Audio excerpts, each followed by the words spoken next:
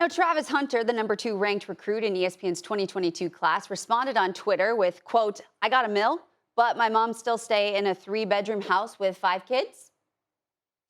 There's a lot to unpack here, and Nick Saban, while admitting he was wrong to, quote, single out Texas A&M and Jackson State in comments he made, he said on SiriusXM Thursday he wasn't backing down on his stance that paying high school players under the guise of NIL could potentially ruin college sports. Now, Acho, I'm going to start with you. Was Saban out of line for his comments of Jackson State?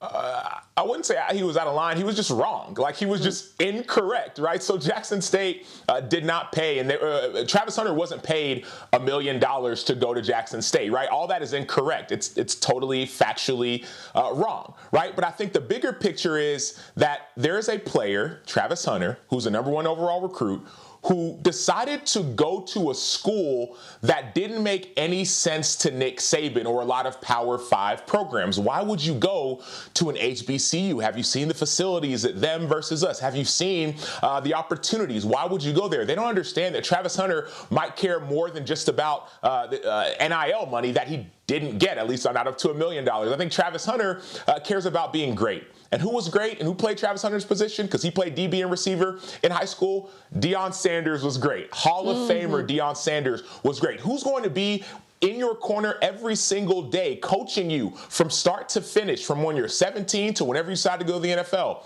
Deion Sanders, right? So that's one piece of why you would go to an HBCU or go to coach or play under Deion Sanders. Another piece is the culture piece of going to an HBCU, a historically black college, right? There's a culture. There's this feel like, man, I'm with my people. I like this.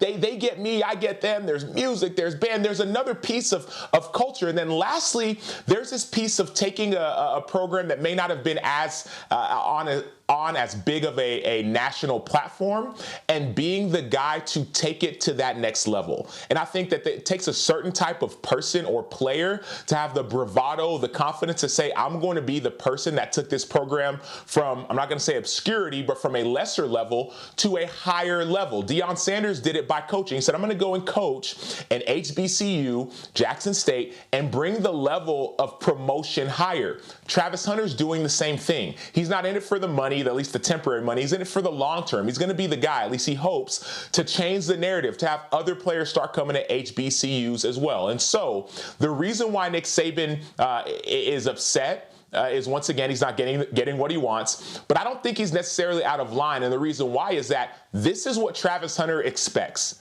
Right? He expects this. This is what Deion Sanders expects. They don't expect to be respected when you go to an HBCU, but that's the whole point of it. You're on this platform now. You're going to get eggs thrown at you, stones thrown at you. You're going to get laughed at. You're going to get made fun of, but you're ultimately going to come out on top. And so that's why I'm glad that Jackson State, Deion Sanders, Travis Hunter are getting this national attention, national platform, because they should expect it.